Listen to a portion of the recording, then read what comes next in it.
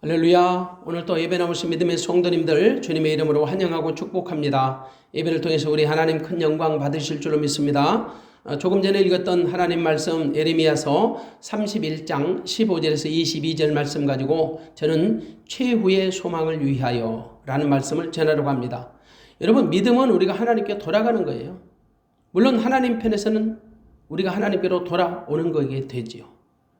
다만 돌아가는 것도 믿음이 있어야 해요. 믿음이 없으면 하나님께 돌아갈 수 없어요. 비록 우리가 하나님께 온전하게 돌아갈 수는 없을지라도 우리는 날마다 하나님께 돌아가는 연습을 하고 살아야 해요. 일종의 경건 훈련이지요. 경건의 훈련은 날마다 세상의 정과 욕심을 십자가에 못 박고 예수 그리스도로 사는 거예요.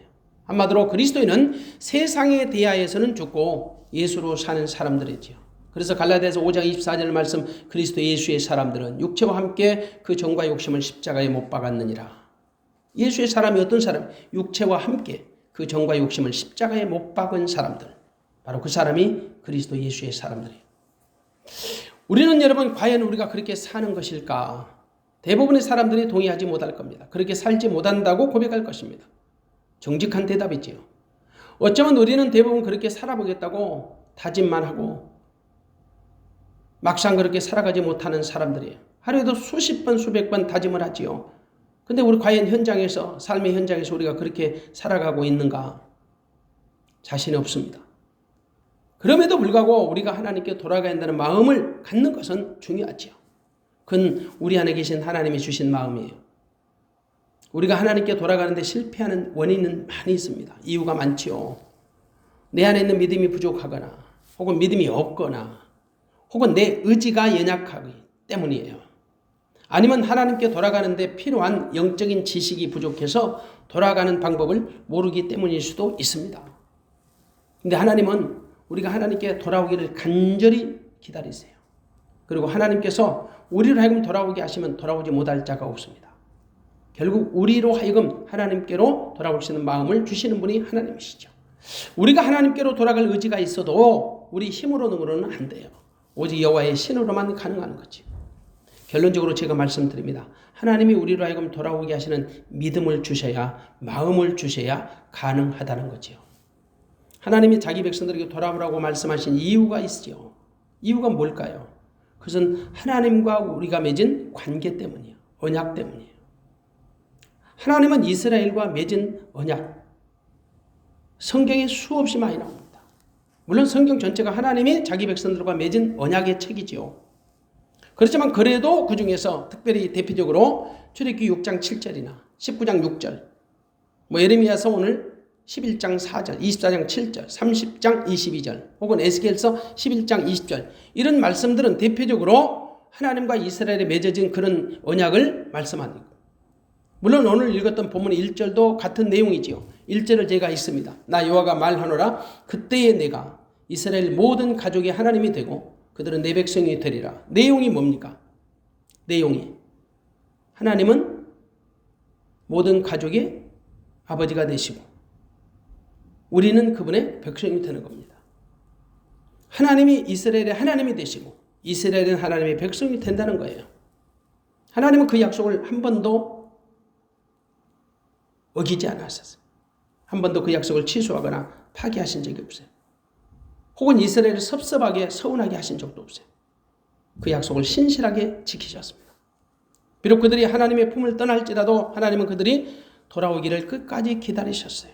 오늘 본문도 그런 내용입니다. 당시 북왕국 이스라엘은 아수리의 멸망을 당했지요. 벌써 멸망당한 지가 100년이 훨씬 지났어요. 그리고 서서히 남왕국 유다가 바벨론의 포로로 잡혀가기 일보 직전, 이른바 초일기에 들어간 거지요.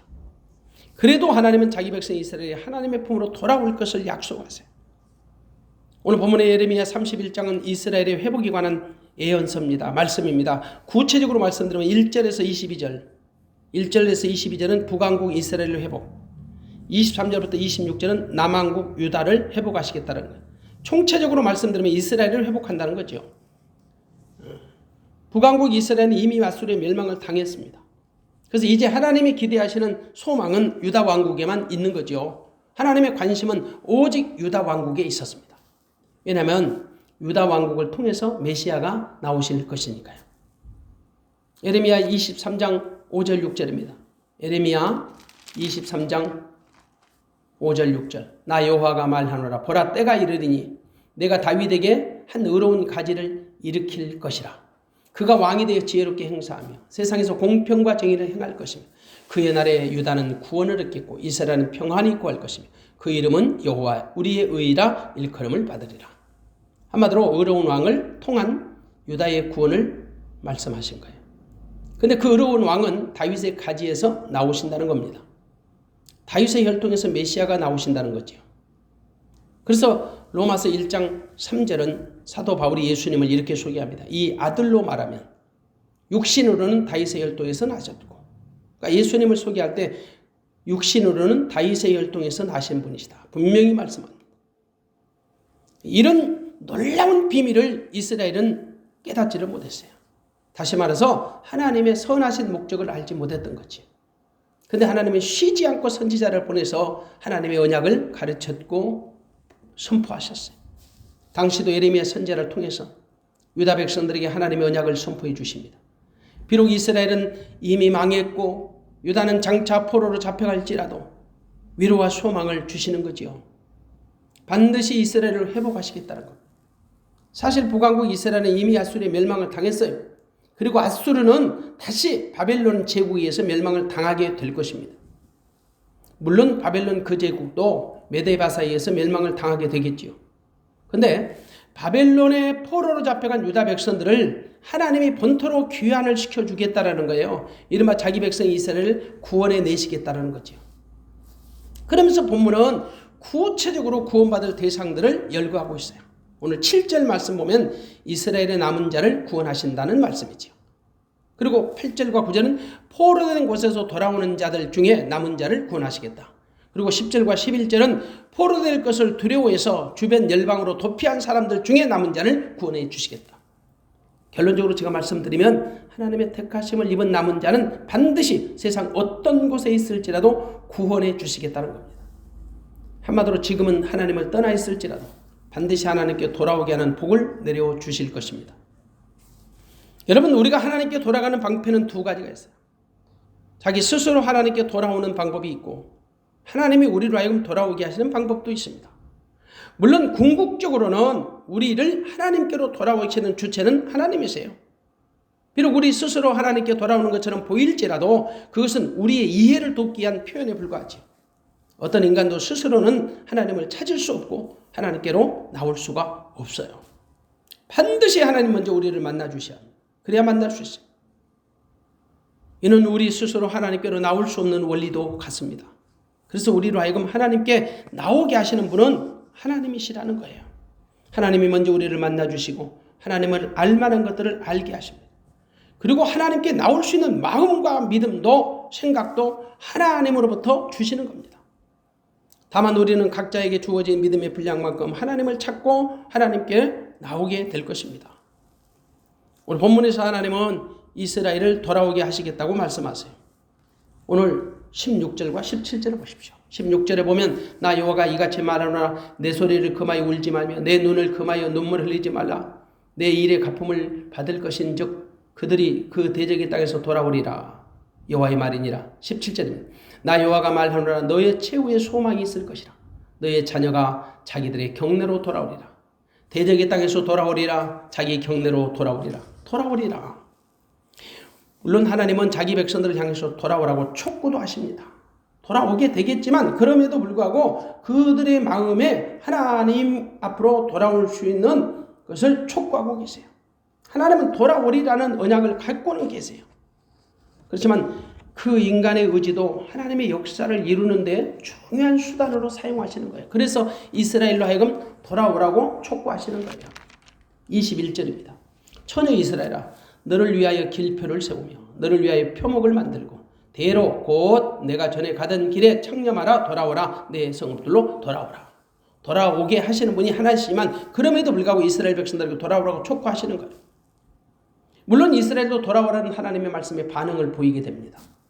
자기들의 행동을 돌아보고 탄식하게 되지요. 자기들의 행동을 돌아보면서 18절에 탄식을 해요. 그리고 하나님께 자기들을 이끌어 돌이키게 해달라고 요청을 하지요. 주는 나의 하나님 여호와시니 나를 이끌어 돌이키소서. 그리하시면 내가 돌아오겠나이다. 그리고 19절에 보니까 내가 돌이킴을 받은 후에 뉘우쳤고 내가 교훈을 받은 후에 내 볼기를 쳤사오니 자신들의 행위를 돌아보고 뉘우치게 됩니다. 그리고 하나님은 그들을 향한 당신의 긍휼을 재차 확인해 주십니다. 20절입니다. 에브라임은 나의 사랑하는 아들 기뻐하는 자식이 아니야. 내가 그를 책망하여 말할 때마다 깊이 생각하노라. 그러므로 그를 위하여 내 마음이 측은한즉 내가 반드시 그를 긍휼히 여기리라. 여호와의 말이니라. 여러분, 하나님이 하시면 하십니다. 하나님이 하시면 정확하지요. 우리가 잘 아는 민수기서 23장 19절의 말씀, 하나님은 인생이 아니시니 시건치 않으시고 인자가 아니시니 후회하심이 없으시다. 어찌 그 말씀하신 말을 행치 않으시며 하신 말씀을 실행치 아니시랴. 그렇게 말씀하십니다. 하나님은 말씀하시고 말씀하신 것을 반드시 이루시는 하나님이세요. 이스라엘의 구원을 연약하신 하나님은 반드시 자기 백성들을 구원해 주실 것입니다. 비록 지금은 하나님으로부터 징계를 받을지라도 궁극적으로는 최종적으로는 구원해 주시겠다는 거예요. 그래서 구원은 하나님께 속한 거예요. 그리고 구원은 하나님께로 돌아오는 것입니다. 하나님께 돌아오는 것이 구원을 이루는 거예요. 그래서 구원을 이루는 것이 최후의 소망이 될 것입니다. 하나님은 자기 백성들에게 최후의 소망을 이루어 주시는 분이십니다. 하나님이 자기 백성 이스라엘에게 행하실 최후의 소망이 어떤 것일까요?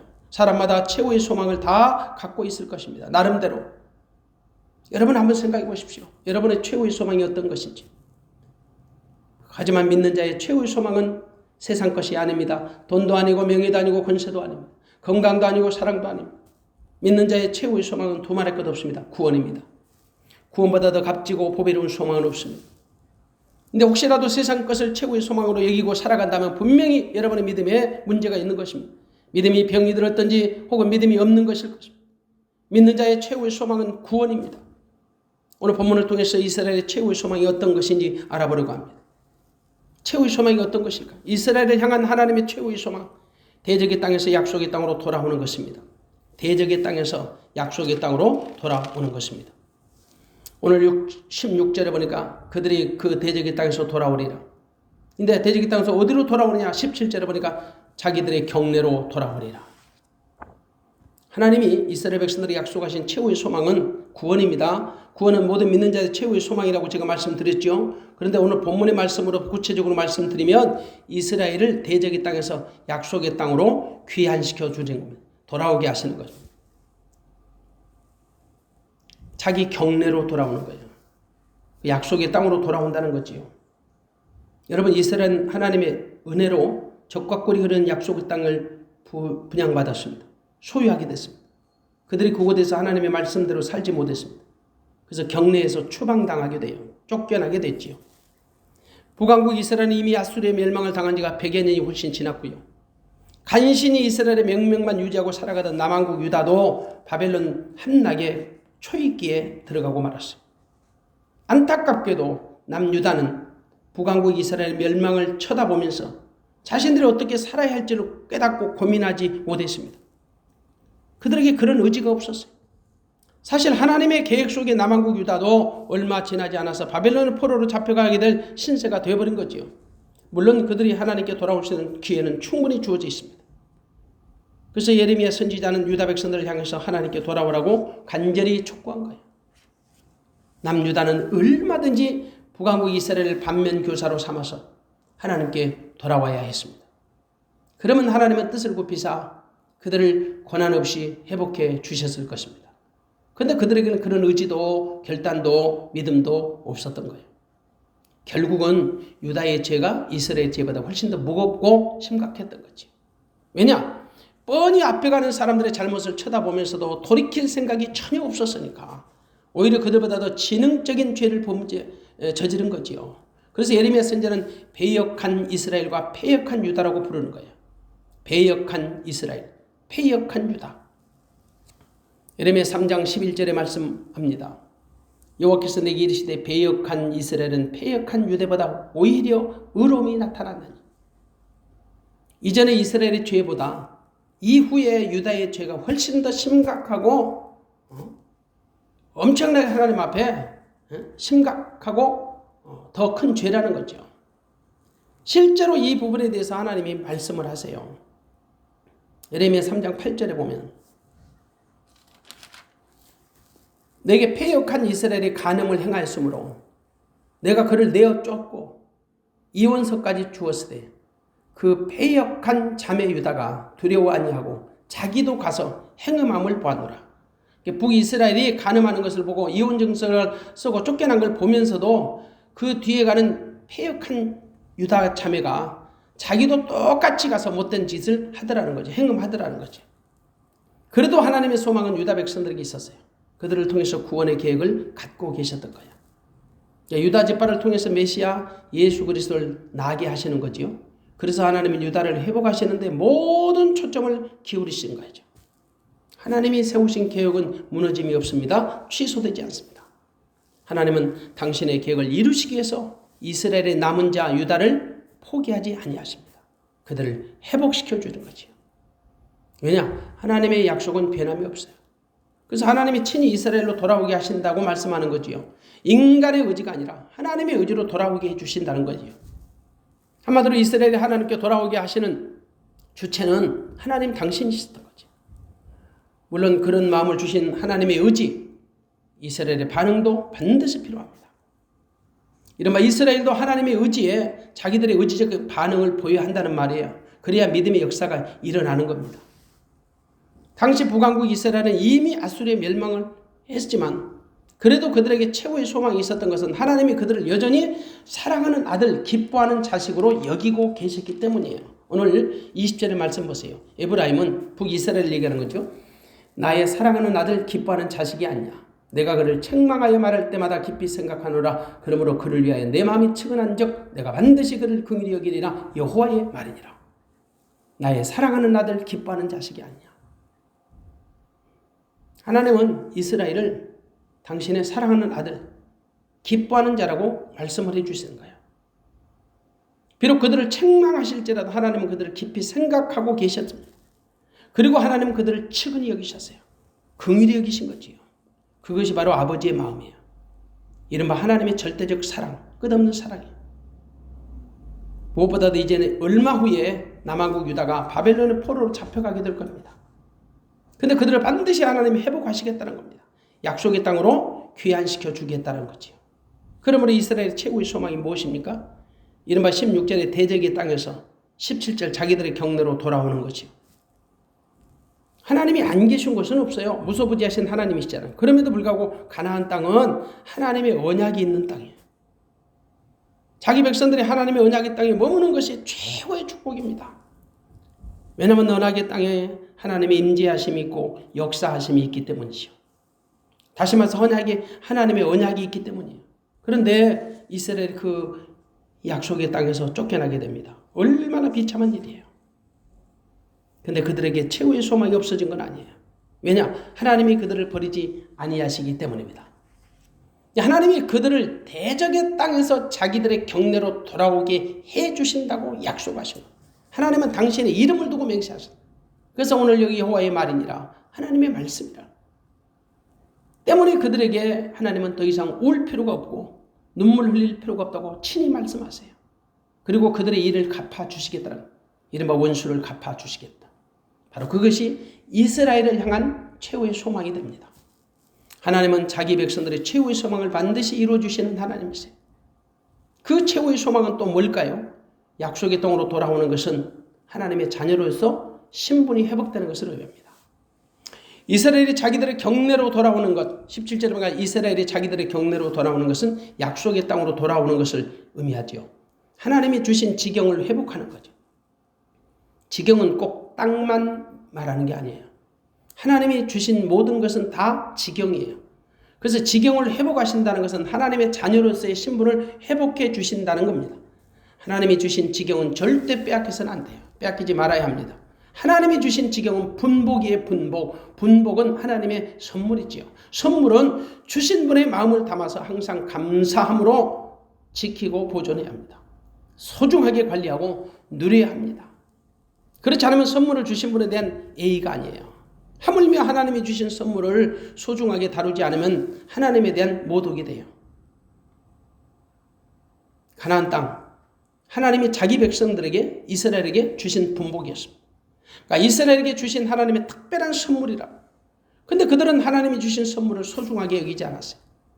결국 하나님은 그 선물을 빼앗아서 이방에게 붙여버리십니다. 이스라엘에게 빼앗아가 버려요. 그 땅에서 이스라엘을 추방시켜버린 거죠. 그래서 북왕국 이스라엘은 아수르의 추방이 되고 남왕국 유다는 바벨론의 포로로 붙여버리신 거예요. 그런데 여러분 꼭 기억해야 할 것은 그들을 영원히 버린 것은 아니었습니다. 그들이 정신 차리고 돌아올 때까지 한시적으로 버리신 거지요. 그래서 그들에게 돌아오기를 그렇게 간곡히 기다리셨던 겁니다. 하나님은 징계하세요. 징계하실지라도 자기 백성들을 포기하지 않으십니다. 때리시고 어루만져 주시는 분이세요. 하나님의 두 가지 성품 때문이죠. 하나님의 두 가지 성품은 공의와 사랑이에요. 그 공의와 사랑이라는 두 가지 성품으로 인해서 그렇게 다루실 수밖에 없는 겁니다. 이른바 범죄를 모른 척 눈 감아 주실 수는 없다는 거죠. 그것은 하나님의 공의로운 성품에도 위배가 되고 사랑이라는 성품에도 맞지 않는 거예요. 부득불 그들에게 징계하실 수밖에 없는 것은 그들을 너무너무 사랑하시기 때문에. 어떤 부모가 자식이 불효한다고 버리겠습니까? 비록 자식은 부모를 버릴지라도 부모는 자식을 버리지 못합니다. 정상적인 부모라면 어지간해서는 자기 자식을 포기하지 않지요. 하나님은 자기 백성 이스라엘을 버리지 아니하십니다. 이스라엘은 하나님을 버릴지라도 하나님은 이스라엘을 포기하지 아니하시는 분이세요. 그들과의 맺은 관계를 끝까지 유지하기 원하지요. 하나님과 이스라엘의 관계는 부모와 자식 간의 관계예요. 부모 자식 간의 관계는 피로 맺어진 관계입니다. 예수 피로 맺어진 거예요. 예수 피로 이스라엘과 하나님은 관계를 맺었어요. 그 피로 맺어진 혈육 관계는 끊어지지 않아요. 법적으로는 끊어질지 몰라도 혈육은 끊어지지 않아요. 미안하지만 여러분, 부부는 피로 맺어진 관계가 아니에요. 그래서 이혼하면 쉽게 끊어집니다.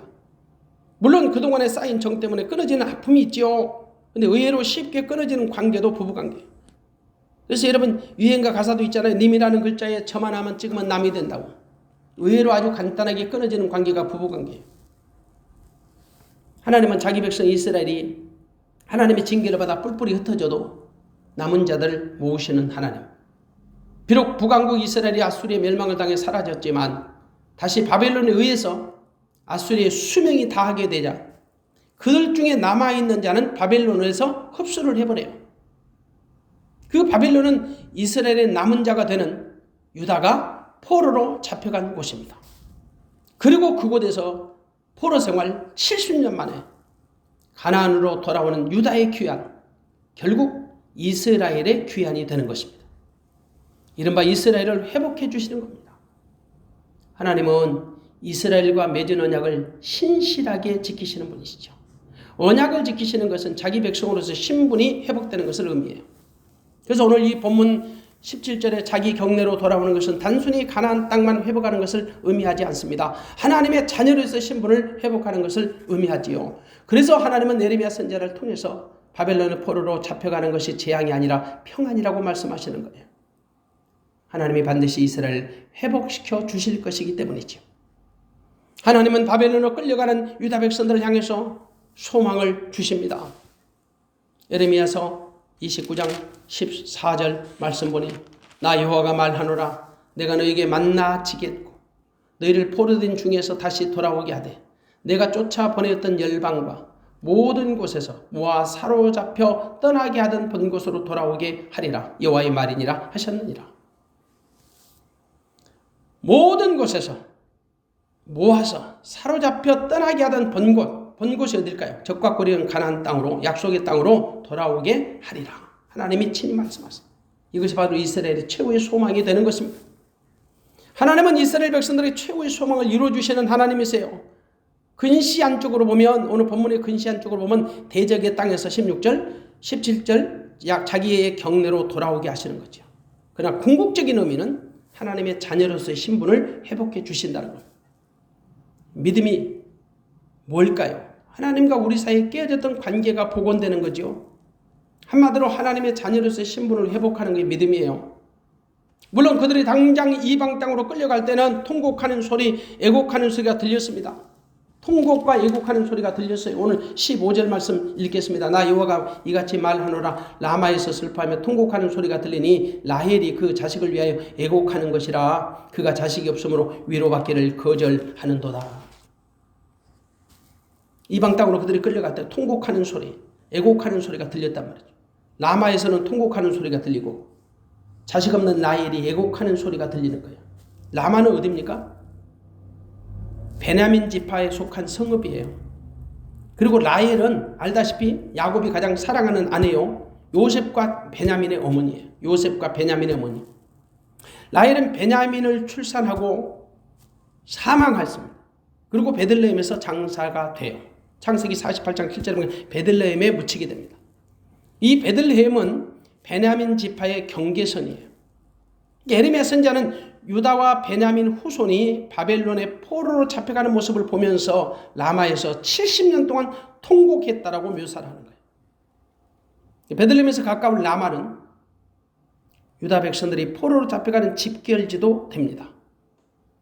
그래서 자기 백성들이, 자기 자식들이 바벨론으로 포로로 잡혀가는 모습을 무덤에서 지켜보던 라헬이 애곡한다는 시적인 표현으로 묘사해 준 거예요. 근데 여러분 염려하지 마세요. 하나님이 자기 백성을 위로해 주신다고 약속하시죠. 오늘 16절입니다. 나 여호와가 이같이 말하노라. 내 소리를 금하여 울지 말며 내 눈을 금하여 눈물을 흘리지 말라. 내 일의 갚음을 받을 것인즉 그들이 그 대적의 땅에서 돌아오리라. 여호와의 말이니라. 자기 백성들을 하나님이 친히 위로해 주시겠답니다. 그래서 울지 말랍니다. 눈물 흘리지 말랍니다. 하나님이 자기 백성들을 대적의 땅에서 돌아오게 하실 것이기 때문입니다. 무엇보다도 하나님과의 관계가 회복되는 것이 중요하지요. 하나님은 이스라엘과 깨어진 관계를 회복하시기를 원하십니다. 그렇게 하실 것입니다. 하나님은 이스라엘의 하나님이 되고 이스라엘은 하나님의 백성이 될 것입니다. 다만 그 방법이 예전에 행하던 옛 언약의 방식이 아닙니다. 이제는 새 언약의 방식으로 이루시겠다는 겁니다. 그래서 오늘 31장 31절은 이렇게 말씀합니다. 나 여호와가 말하노라. 보라, 날이 이르리니 내가 이스라엘 집과 유다 집에 새 언약을 세우리라. 새 언약의 방식으로 이스라엘과 새로운 관계를 맺겠다는 겁니다. 사랑하는 여러분, 믿는 자의 최고의 소망, 아니 이스라엘 백성들의 최고의 소망이 뭘까요? 영원 구원이라고 제가 말씀드렸죠. 우리는 그 최고의 소망을 위해서 택하심을 받은 사람이에요. 그리고 소망을 위해서 달려가는 사람들이지요. 그런데 그 최고의 소망은 오직 예수 그리스도 우리 주 안에 있습니다. 그래서 믿는 자의 최고의 소망이 구원이라면 구원은 곧 복음입니다. 복음은 예수 그리스도 안에 있는 것이요. 그래서 예수님 당신이 복음이세요. 그리스도 안에 있는 우리는 날마다 최고의 소망을 위해서 달려가는 겁니다. 한마디로 최고의 소망을 이루어주실 하나님께로 돌아가는 거지요. 물론 최고의 소망이 이미 예수 그리스도 안에서 확보된 성도라면 더욱더 큰 상급을 향해 달려가게 될 것입니다. 분명한 것은 하나님이 말씀하시는 최고의 소망은 구원을 이루는 것입니다. 그래서 물론 하나님의 자녀로서의 신분을 회복한다는 다른 표현도 되지요. 하나님의 자녀로서 신분을 회복하는 것은 구원을 받는 것입니다. 하나님의 자녀라면 구원받은 성도고 구원받은 성도라면 당연히 하나님의 자녀가 되는 것이죠. 같은 말이죠. 결론적으로 오늘 17절에서 말씀하시는 최후의 소망은 영원 구원이 되는 것입니다. 오늘 17절 나 여호와가 말하노라. 너의 최후의 소망이 있을 것이라.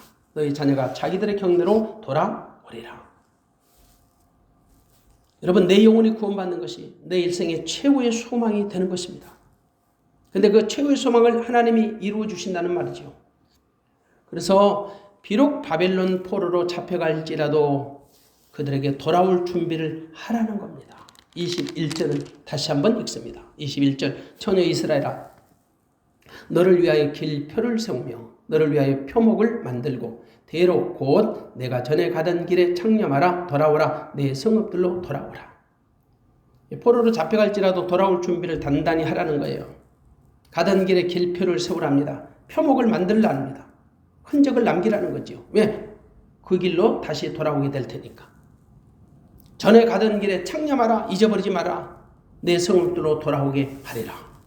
이른바 바벨론으로 가는 길에 길표를 만들어서 둠으로써 잊지 말고 돌아오라는 길표. 길표는 돌 무더기를 말합니다. 그것은 포로 생활하는 자기 백성들에게 귀환의 소망을 갖게 하는 것입니다. 절대 실망이나 낙심치 말라고 위로해 주는 메시지가 되는 것입니다. 하나님이 자기 백성들에게 주시는 소망의 확신입니다.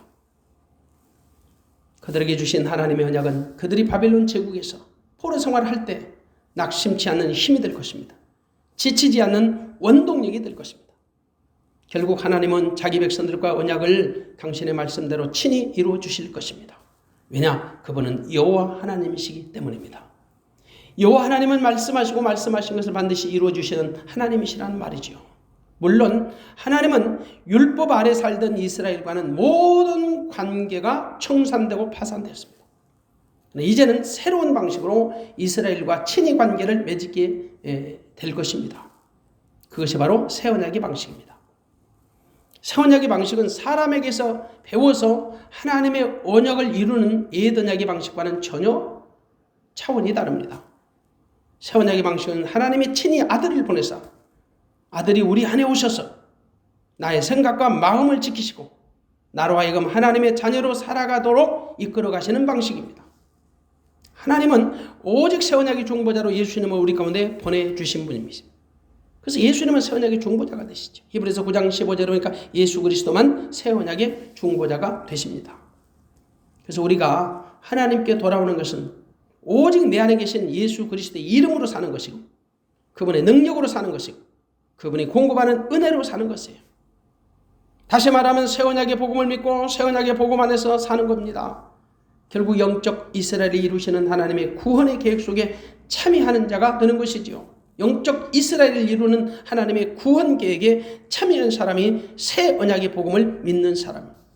이런 하나님이 자기 백성을 통해서 이루시는 최후의 소망에 참여한 사람. 이 사람이 바로 복이 있는 사람입니다.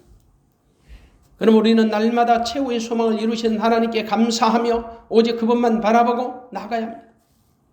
혹시라도 한순간 하나님의 품을 멀리 떠나갔을지라도 다시 우리는 하나님께 돌아와야 합니다. 물론 나로 하여금 하나님께 돌아오게 하시는 하나님께 나의 시선을 고정하고 내 마음을 집중해야 하겠죠. 이른바 몸과 마음과 뜻과 성품을 다해서 분명한 것은 하나님께서 돌아오게 하는 자는 반드시 돌아오게 될 것입니다. 다만 우리에게 그런 마음을 주시는 하나님께 우리는 감사하고 내 마음과 뜻을 다하여 하나님을 향하여 돌아가야 할 줄 믿습니다. 우리가 하나님께 돌아간다는 의미는 날마다 그리스도의 성전이 되어 산다는 것을 의미하지요. 그분이 성전이 되어 사는 것은 그분의 지체가 되어서 성전의 머리 되신 주님이 주시는 마음과 생각으로 사는 거지요. 결국 내 생각을 주님의 생각으로 돌이키는 겁니다. 내 마음을 주님의 마음으로 돌이키는 것입니다. 내 의지를 주님의 의지로 돌이키는 것입니다. 한마디로 하나님의 사람으로 사는 거지요. 바로 그 사람이 최후의 소망을 이룬 사람이에요. 혹시라도 아직까지 우리 가운데 최후의 소망에 참여하지 못한 사람이 있다면 반드시 내 생에 최후의 소망이 그리스도 예수 안에 있음을 믿고 참여하는 자가 되어지시기를 주님의 이름으로 축원합니다. 그리고 최후의 소망에 참여한 사람이라면 더 좋은 소망, 더 나은 소망, 하나님의 소망이죠. 하늘 소망이죠. 그걸 바라보면서 날마다 주님 안에서 승리하시기를 주님의 이름으로 축원합니다. 하나님의 자녀는 최후의 소망의 복을 받은 사람들이에요. 이 사실을 잊지 말고 날마다 하나님께 감사하며 하나님께 내 삶의 최종적 영광을 돌리는 믿음의 성도가 되어지시기를 주님의 이름으로 축원합니다. 기도하겠습니다.